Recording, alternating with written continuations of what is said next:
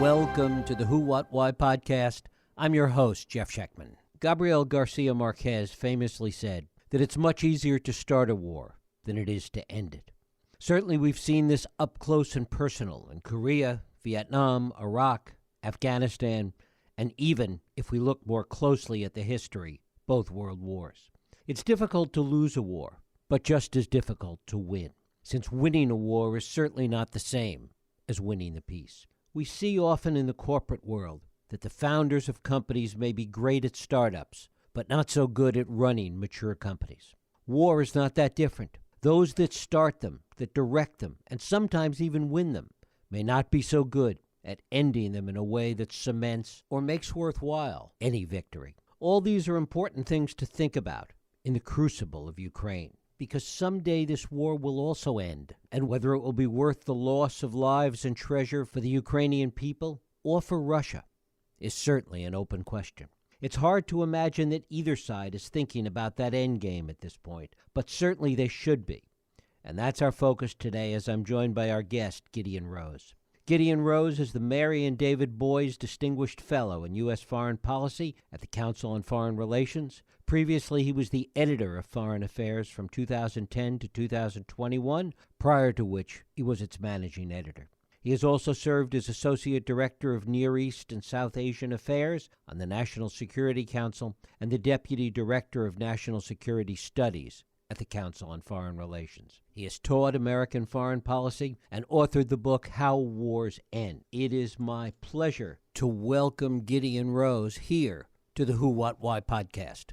Gideon, thanks so much for joining us. Thank you for having me. Well, it's great to have you here. Is there any reason to think, certainly from a historical perspective, that those that either enter wars or start wars really spend a whole lot of time thinking about how they're going to end and what the resolution might really be? So it's a great question. They should, but they don't always do so. The great philosopher of war, Karl von Clausewitz, famously defined war in two different ways. One is as an act of force to compel the enemy to do your will. You have to beat up somebody else. The other is as the continuation of politics with other means. You have a goal that you're trying to achieve, and the force you're afflicting is not meaningless. It's designed to get somebody to do something. And so war has these two different aspects. It's the use of force, but the use of force to achieve some goal. And strictly speaking, the only way to do that sensibly is to have your goal in mind and develop a strategy that deploys force to achieve it, and then try to make that strategy work. Nobody goes to war, or no sane person does, without thinking through how they're going to achieve their goals, how it's going to end, what they're going to do, what they're trying to achieve, and how to get it.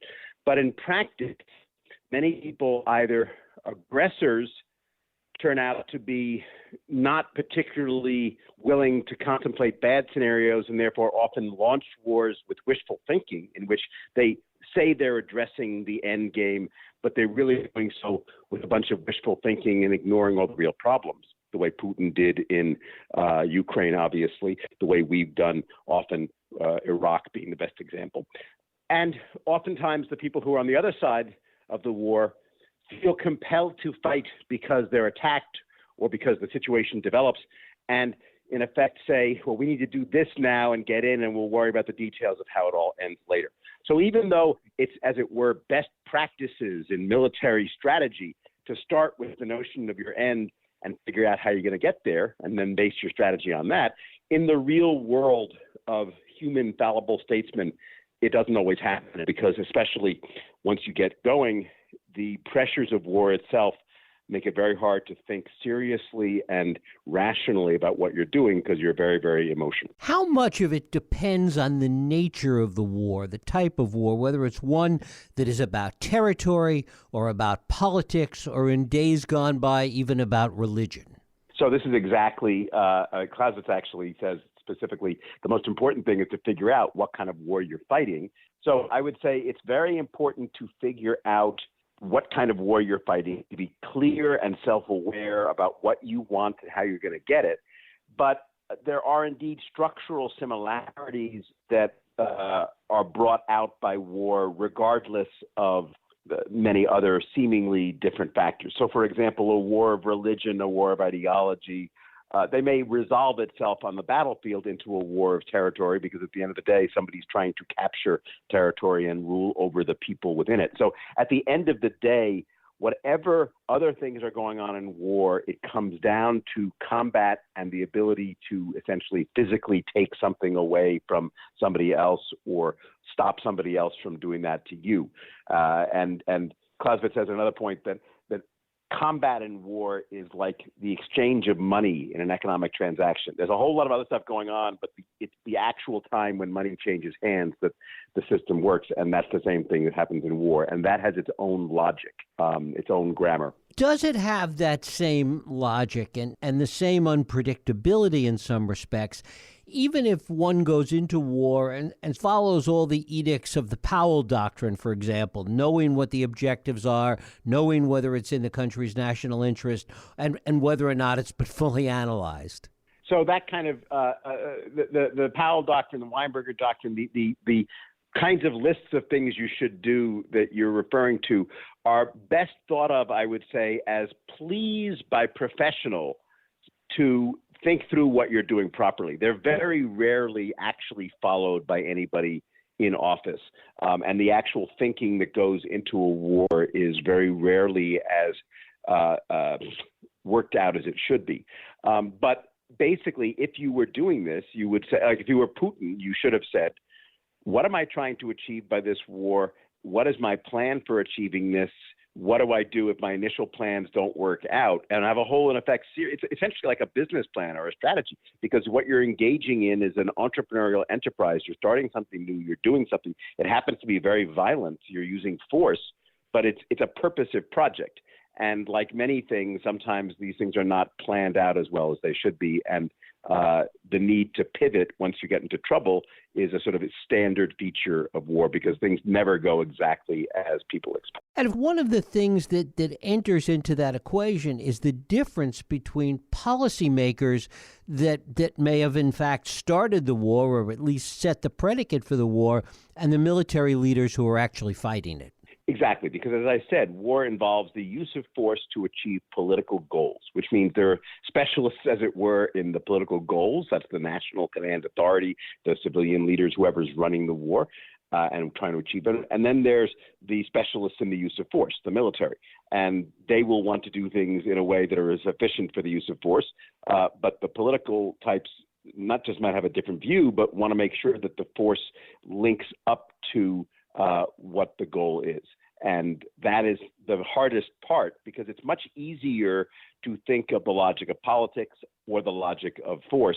And it's very hard to think of them together, because not everything that is logical in one area is logical in the other. And so you have to do trade-offs. And that's why, at another point, kept going back to him, but he's the greatest philosopher and thinker about war ever, so he's worth paying back to. Clausewitz says that it's at the end of the war when the statesman has to become a general, and that is the sort of apogee of strategic art, because you're bringing the two sides, politics and war, together. You're not just figuring out how to take this particular field, and you're not just deciding what's in the country's national interest in terms of an objective. You're linking the two things together in the actual world. And that's the toughest part of war. And that's where people usually screw up, as you can see happening very in front of our eyes in Ukraine today. Putin had goals, he had means, he did not connect the two, and now is scrambling to figure out what to do next. And part of it, to use your analogy about the corporate world and a business plan per se, you're dealing with very different skill sets that involve the skill set starting a war, fighting a war, and ultimately ending it and making peace. Yeah, it's not so much that it's different skill sets in terms of starting it and ending it. It requires emotional and intellectual discipline. And that's something that's rarely in evidence in accepting great policymakers or leaders. So, for example, you often start a war in cold blood, or in not quite the passionate state that you are in later on, once the killing has begun, once there's sunk costs, once you have all sorts of psychological procedures designed to support your support yourself psychologically and avoid cognitive dissonance. And the challenge with war termination, the challenge with ending a war, is that you're not only dealing with these actual problems I've talked about making force serve political ends and how to do that in practice on a changing battlefield, but you're doing that in a context in which you are almost uniquely primed not to think rationally. Think of how angry we and emotional we have gotten just watching the Ukrainian war. Now imagine if you're Zelensky or if you're Putin. You have all the challenge of dealing with war management, but you also have to do it against a backdrop of your hopes and fears about the death and destruction that's going on, the criticism and support that you're feeling and hearing. And so all those things make it even harder to figure out how to do things rationally and make your ends, and means come into alignment, even harder than it was in the first place. And you probably didn't do a good job of it in the first place because people don't take these things as seriously as they should. And certainly with contemporary war, the other factor that seems like it should enter into the equation is the speed at which events move, much quicker today than they did in previous wars. So that is true, but it's also not true because some things move more quickly. Certainly a lot of information does, but the actual pace of the fighting doesn't necessarily. So, the 6-day war literally took 6 days. Putin thought he was going to have a 4-day war. It's gone on into its third month now. The siege of Kiev, the Battle of Kiev, was longer than Okinawa. The Battle of Okinawa. So there's enough time for this to happen. The problem is that you're getting information from the actual fighting, and then you're trying to use that information and update your sort of calculations as to what's going on.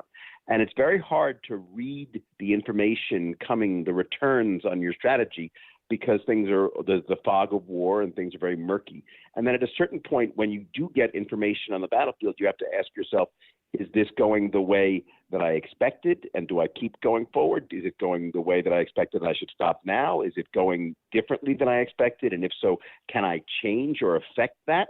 And all these things have to be done while you are emotionally caught up in everything you're doing. So the speed has made it in some ways easier to figure out what's going on. You now have much better information than you did in the past. But that doesn't mean that wars can't continue. We were in Afghanistan for decades. We were in Iraq for nearly a decade. We were in Vietnam for a decade. These things can play out over very long periods of time, just not at a permanent level of high intensity. And to that point, how much is timing a critical element in when to try and maybe bring things to an end, and how much more difficult is that timing made by the fact that public awareness is so much greater and moving at a faster pace today? Well, that's a great question, because if you were just looking at the situation strategically, you could definitely see moments when, as it's been said, they were ripe for negotiation. So, for example, if one side thinks it's winning, it's going to keep doing that rather than turn to negotiations or try to end the war. If it thinks it's going to win, if it's winning but will start to lose, that creates an interesting opening.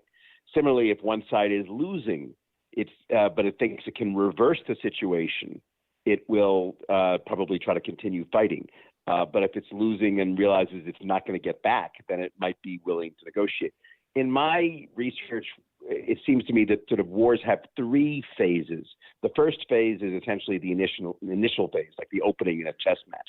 One side attacks, another side responds, and the game is on. Then you have a long phase in the middle, in which basically both sides, having committed to war, try to use the fighting to achieve their goal. Now, each side thinks they can win. There's a lot of uncertainty, or else they wouldn't have fought in the first place.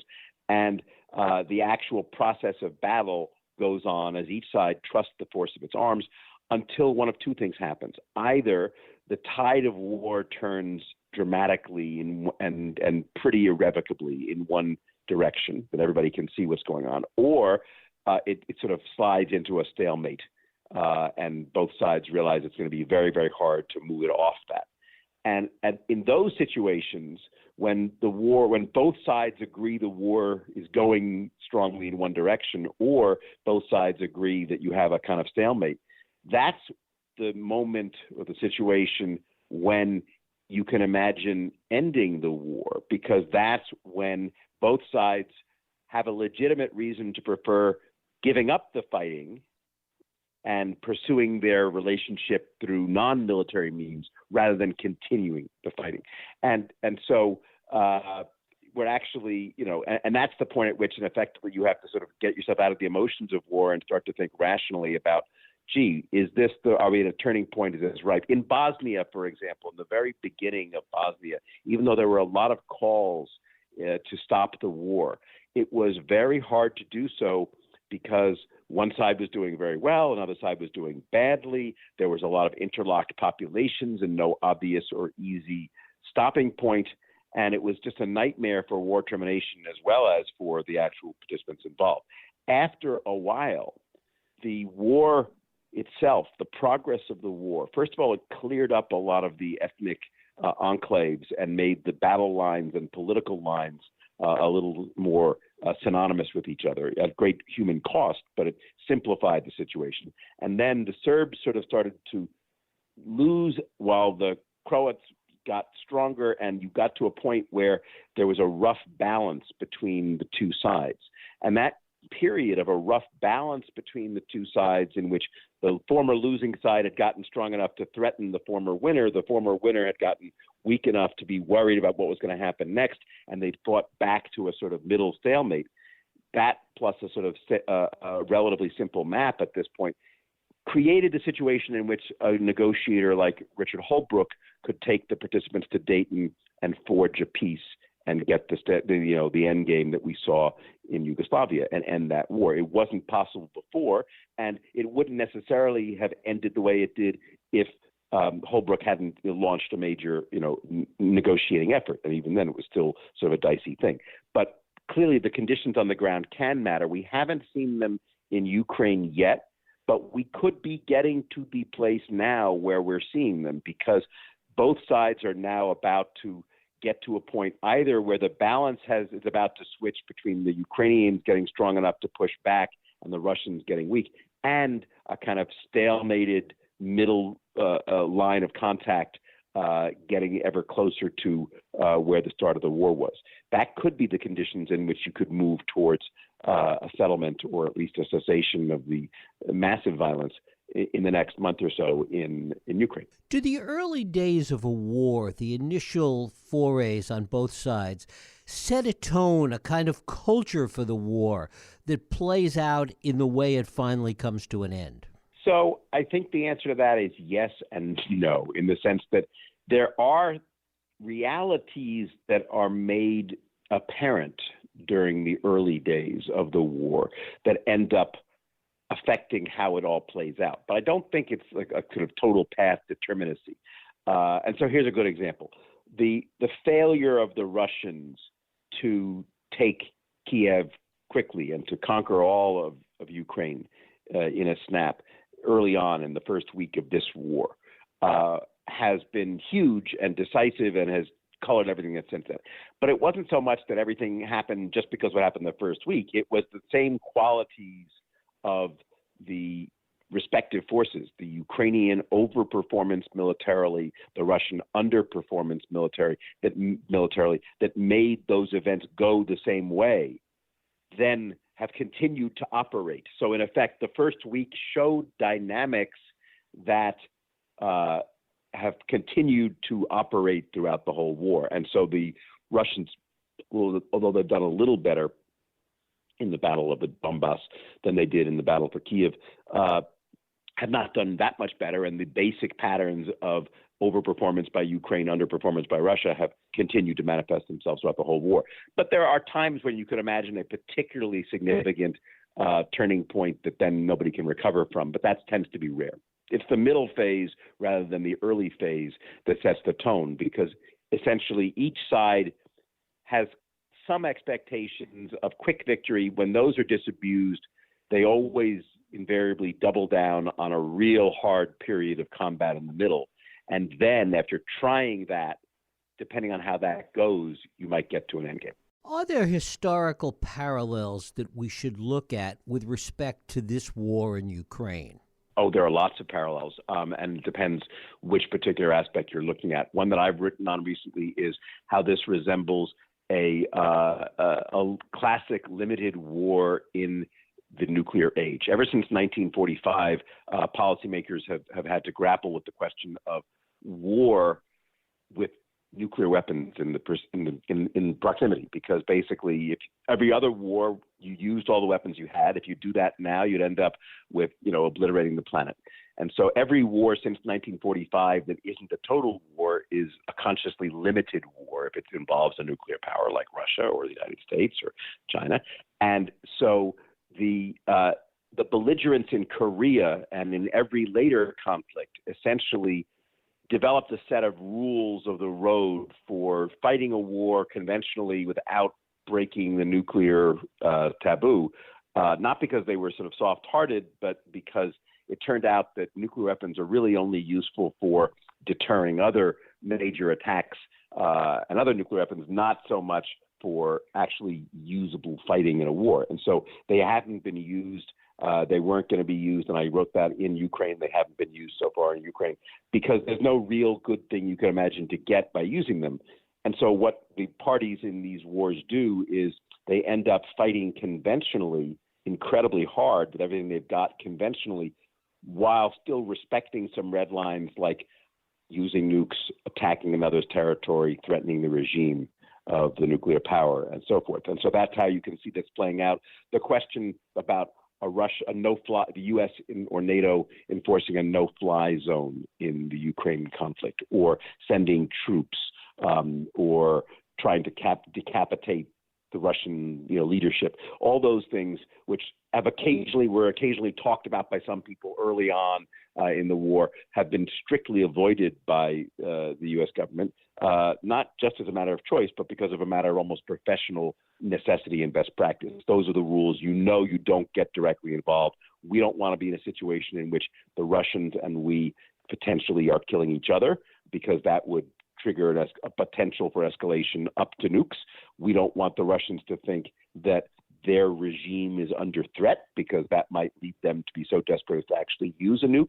And so, in effect, both sides are fighting with whatever they've got inside the Ukrainian theater, rather than escalating the fight to a nuclear level or to other kinds of places. And there are patterns like that. There are other patterns that exist, depending on how you want to look at them. The stupidest, everyone's always has been impressed by how stupid Putin was in failing to plan properly and basing his invasion on all sorts of wishful thinking about how well it would go.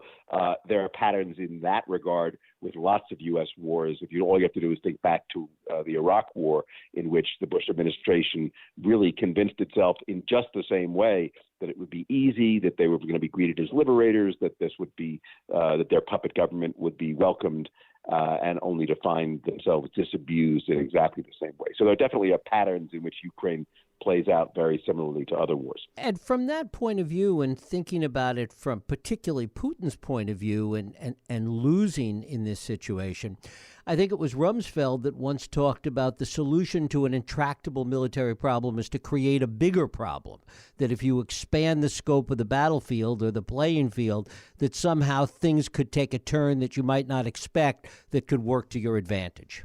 So that can be true, but it could also be very, very risky. And the situation in which a leader might want to resort to the ultimate disaster or escalate to a totally chaotic level, like the using of nukes or whatever, would be one in which they really see no other choice because they're facing terrible destruction or imminent death themselves, which is why we don't want to keep talking about, let's say, getting rid of Putin, because the one thing that could make him potentially willing to bring down the house like Samson all around him would be if he felt that that was going to happen anyway and he had no choice. As long as he thinks that he is safe And there's every reason to believe that however much discontent there is in Russia, he's not in imminent danger of death or anything like that, because he has strong control over his regime. Essentially, this is a war of choice for him. It's being sold as a war of necessity. It's being sold as an existential struggle, but it's not. It's a war of choice. Russia existed just fine before 2014, and it could exist without Ukraine. And so what you're really trying to get Putin to do is recognize that he has more to gain by backing down than he does by escalating forward. He's been sort of held in a kind of stalemate. He hasn't gotten what he wanted. He might be being pushed back from the early gains that he's getting. And so the choices he's facing now are, do I go forward further and try and escalate, which is a very bad option for everybody involved? Do I just keep the stalemate going in a kind of, low-grade war, which is the sort of default option, you might say? Or do I say, you know what, this was a mistake, my assumptions were wrong, and maybe I should just try and liquidate this and get back to walk out and move on and fight again live to fight another day, have my economy come back. The challenge with that last course, which is what you want him to take, we would all benefit from his taking that last approach. But if you ask yourself, if you have made a giant mistake, if you are humiliated, if you are being forced and pushed to recognize your mistake by the cold, cruel facts of life, how do you respond psychologically? Well, the answer is most of us remain in denial, and so or we resist it. Right? If your wife tells you to do something that you should do, it just makes the more she yells at you, the more you are unlikely to want to do it, even if you end up doing it. So what we have to do here, I think, is bring in psychology. From the late 1960s on, in Vietnam, the U.S. knew it had to get out. The entire Nixon administration was about getting the hell out of Vietnam. The question was, how do you do it in a way that wasn't deeply humiliating, deeply corrosive to your credibility, et cetera? From the mid-aughts on, in Iraq and Afghanistan, we basically felt the same way. How the hell do we get out of here? What do we do now? How do we do it without having complete disaster follow us? We were able to, that is the situation Putin's in now, which is Putin has screwed up. He made wrong assumptions.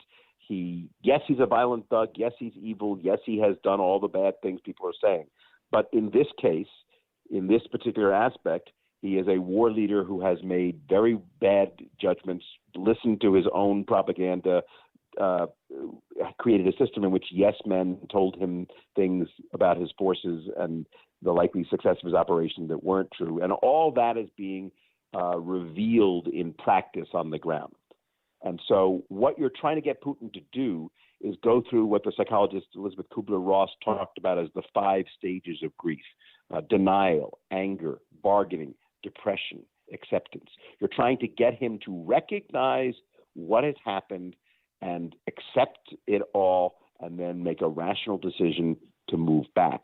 That's his call, not ours. And the question we have and the challenge we have now is, how do you facilitate his coming to that conclusion? It means stopping him on the battlefield, but also preparing the ground and in some ways not trying to humiliate him, trying to basically give him a path out that is more attractive than escalation.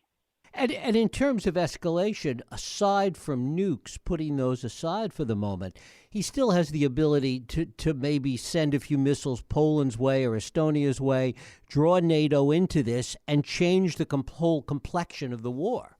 So I don't think so, actually, because those are the kinds of things. NATO, the great thing about NATO is its Article 5, collective security aspect. If you bring NATO in, that's bringing the United States in. That's bringing the nuclear stuff in. There's a reason why he didn't want Ukraine to join NATO. Think of it that way, because NATO is off limits. There's no reason to think, in my opinion, that he is going to attack NATO or that he was even going to attack NATO, because it's precisely that he realizes could be a sort of semi-permanent membrane that blocks him from ever getting this back.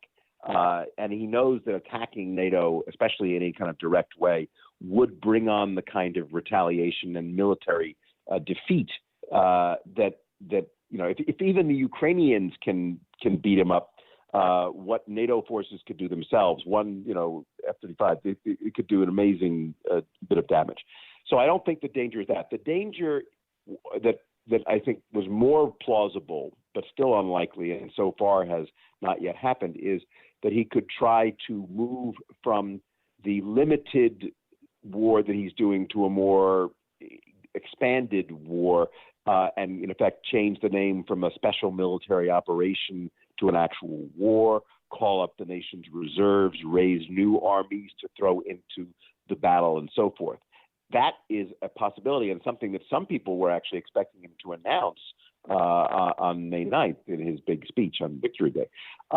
The problem with that is, again, he didn't expect this to be as costly as it is, having decided and realized just how costly it is, and just how much response was. He didn't expect the West to respond as strongly as it did, Europe to be as united, the sanctions to be as significant.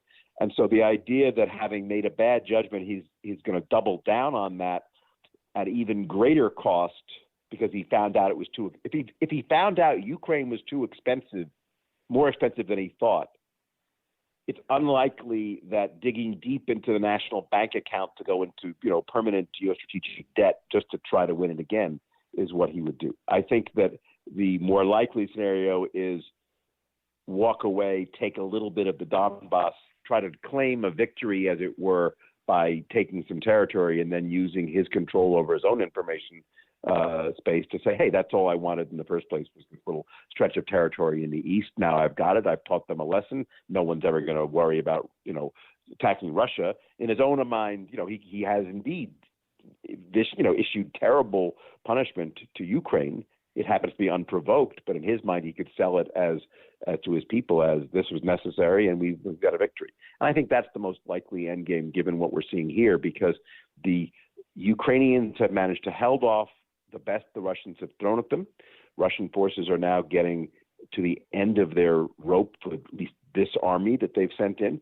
And the Ukrainians are now just starting to see the benefits of the massive amounts of military aid and weaponry that NATO is now sending them. And so in the next few weeks, you might have a situation in which the Ukrainians find with these new weapons, they are able to actually turn the tide of the war a little bit.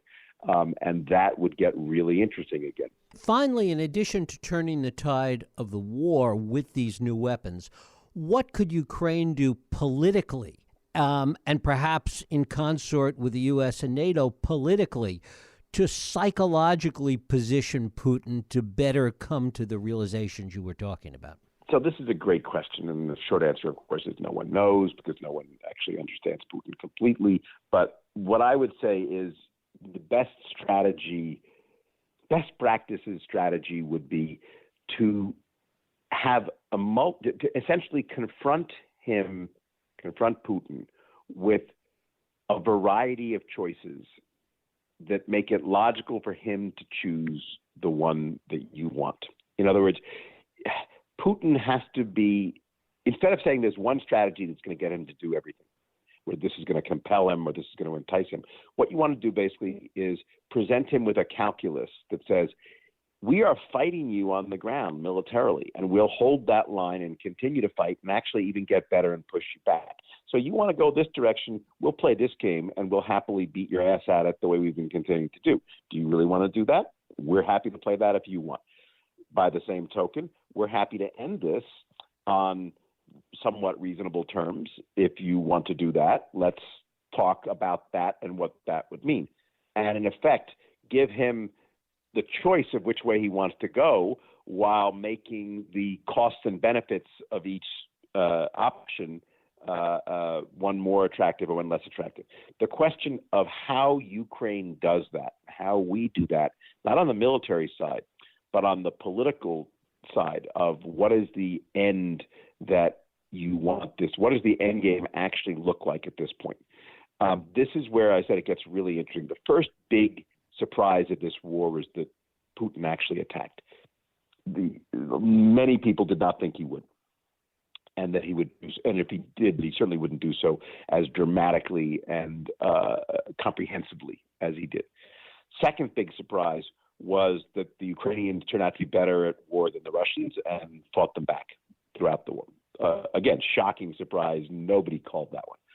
The third big interesting up in the air question will be, okay, so what happens after Putin? What happens when the Ukrainians have held off the best the Russians can throw, and Putin is now facing the real question of, I have no more immediate reserves to throw into the battle, and what do I do now?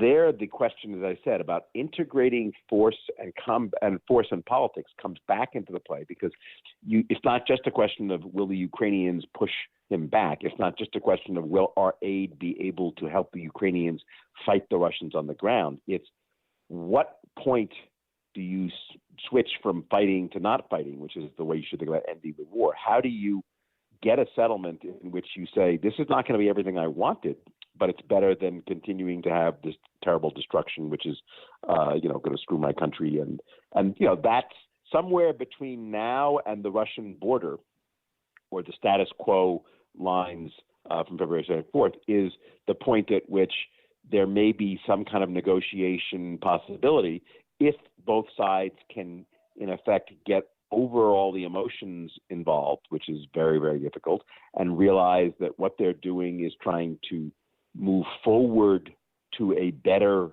situation than the current one we're in. And that's going to be achieved not just by fighting, but by negotiating. Gideon Rose, I thank you so much for spending time with us today here on the Who, What, Why podcast. My pleasure. Thank you. And thank you for listening and joining us here on the Who, What, Why podcast. I hope you join us next week for another Radio Who, What, Why podcast. I'm Jeff Sheckman. If you like this podcast, please feel free to share and help others find it by rating and reviewing it on iTunes.